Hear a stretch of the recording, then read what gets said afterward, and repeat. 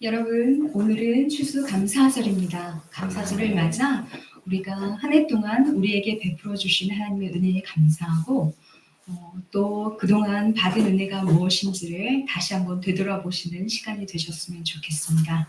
네.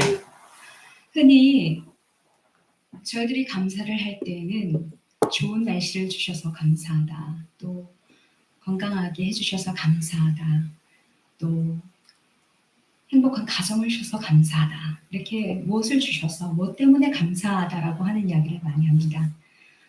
또한 그럼에도 불구하고 감사하다라고 고백하는 그런 분들도 계시지요.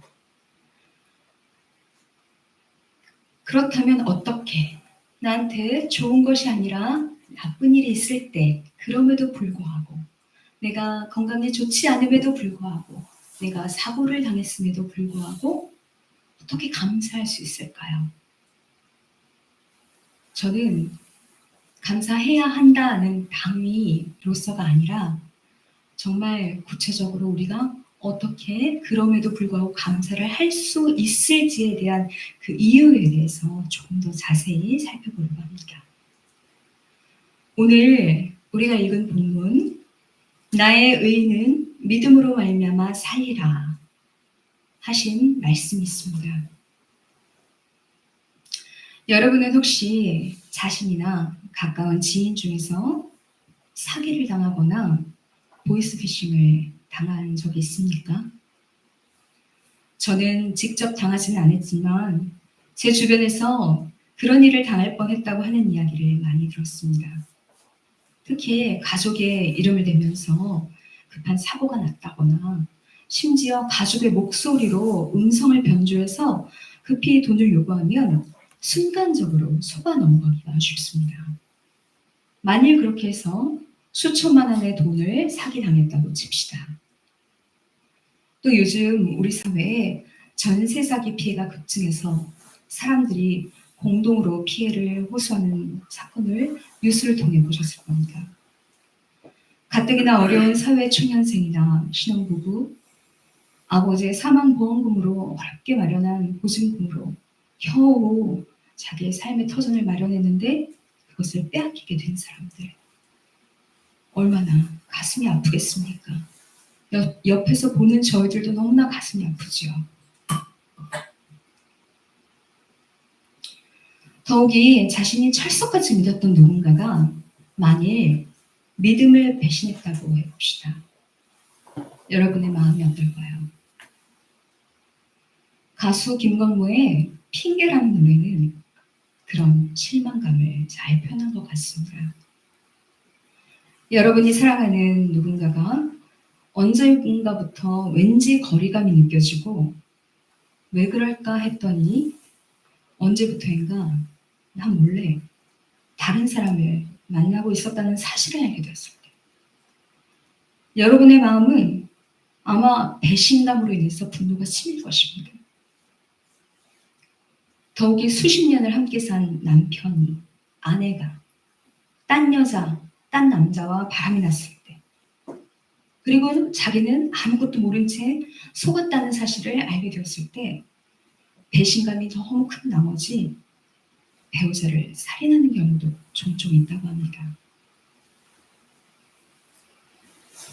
우리는 세상 속에서 수많은 사람을 만나고 또 다양한 인간관계를 맺습니다. 하지만 때때로 사람들은 자기를 위해서 잘못된 의도를 가지고 사람들에게 접근합니다. 이로써 초래되는 결과는 관계의 단절입니다. 또한 속은 사람이 공통적으로 느끼는 감정은 그 사람이 그럴 줄은 몰랐다는 것입니다. 특히 믿었던 사람으로부터의 배신은 우리의 마음에 지울 수 없는 큰 트라우마를 남깁니다. 성경 안에도 이와 비슷한 기만적인 사건들이 등장합니다. 소위 기독교의 흑역사죠. 이스라엘 민족의 조상으로 손꼽히는 야곱 역시 기만의 죄를 범했습니다. 쌍둥이였던 야곱과 에서는 야곱의 그 장자가 되고 싶은 욕망이 이미 모태에서부터 시작된 것으로 나옵니다. 야곱은 장자에게 허락되는 축복을 자신이 차지하고 싶었고, 어머니는 이런 야곱의 마음을 알았는지 이삭을 속이는 공모를 저지르고 맙니다. 그 결과 야곱은 형 에서는 물론이고 사랑하는 부모님, 어머니와 또 단절하게 됩니다. 저는 지금까지 야곱이 하나님의 축복을 그만큼 간절히 원했고 그랬기 때문에 하나님의 선택을 받았다는 식의 그런 해석을 많이 접해왔습니다. 하지만 우리가 앞서 살펴봤듯이 기만당한 사람의 입장에서 생각하면 에서가 펄펄 뛰는 것은 이해할 만합니다. 그렇죠? 에서는 분노가 치밀어 야곱을 죽이겠다고 난동을 부렸을 겁니다. 어머니 리브가는 이러다가 사랑하는 내 아들 야곱이 죽겠구나 이렇게 생각을 했나 봅니다. 그리고 사실 그 꾀가 자신한테서 나왔지 않겠습니까? 사실 에서한테 솔직하게 이야기를 하고 사과를 했으면 좋았을 텐데 어머니 리브가는 또 아버지 이삭과 함께 이제 야곱을 자기 오빠네 집으로 보내게 됩니다. 이로써 리브가는 사랑하던 둘째 아들과 영원한 이별을 해야 했습니다. 유대인들로부터 최고로 추앙받는 왕 누구죠? 다윗. 다윗은 또 어떻습니까? 그는 하나님의 마음에 합한 자라는 별명을 가지고 있었지만 그도 왕이 된 후에는 결정적인 실수로 인해서 서서히 파멸의 길을 걷게 되었습니다. 그것은 그가 건드려서는 안 되는 사람을 건드렸기 때문입니다.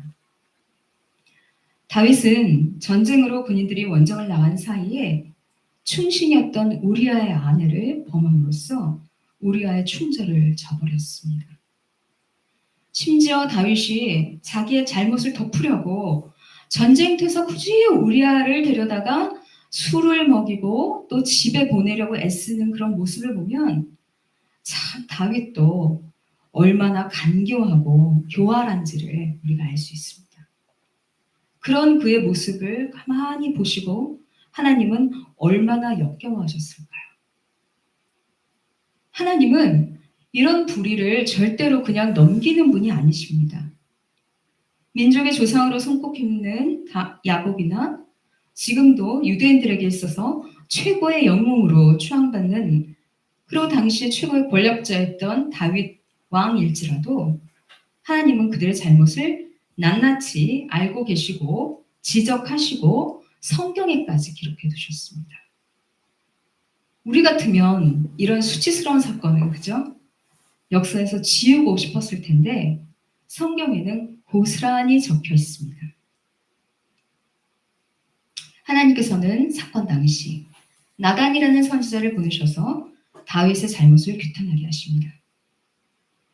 하나님께서는 사실 자신의 아내의 불륜 사건의 전모도 모른 채 죽어간 우리아의 편에서 그리고 일국의 왕이라는 막강한 권력에 의해서 힘없이 몸을 내줄 수밖에 없었던 밧세바의 편에서 그 억울함을 대변해 주셨던 것입니다.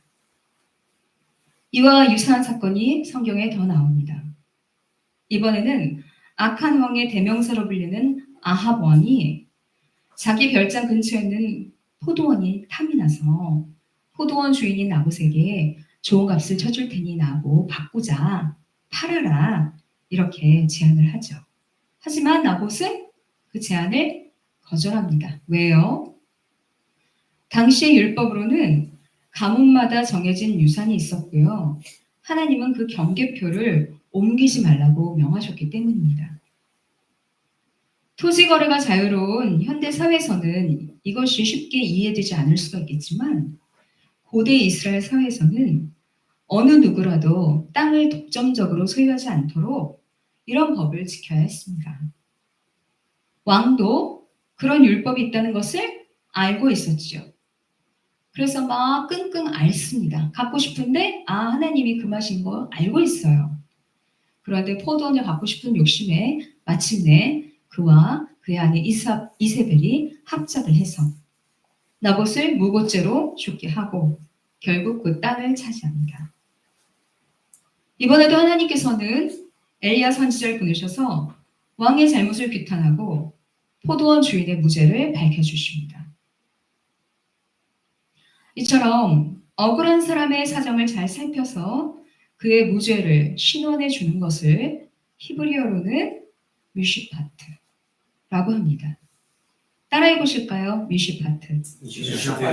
이미 주빌리 교회에서는 많이 이런 설교를 들어오셨을 겁니다. 영어로는 justice, 정의라고 해석이 될 수 있겠죠. 하나님께서는 시편을 비롯해서 곳곳에서 공평과 정의가 그의 보좌의 기초, 즉 하나님 나라, 하나님 통치의 기본 원리라고 말씀해 주셨습니다. 이처럼 하나님은 모든 것을 다 살피고 계시기 때문에 우리는 우리의 죄악을 절대 숨길 수 없습니다. 지금도 수많은 사람들이 인간의 불의로 인해 죽어가고 있습니다. 지금 우리는 창조절을 보냈고 오늘 추수감사절을 맞이했는데 주님의 창조에 반하는 수많은 폭력과 전쟁이 곳곳에서 벌어지고 있습니다. 뉴스 보도에 따르면 이스라엘과 하마스 전쟁 사망자가 양측 합쳐 1만 5천 명을 넘었으며 무차별 공격으로 인해서 어린이들을 비롯한 수많은 민간 사상자가 포함되어 있다고 합니다.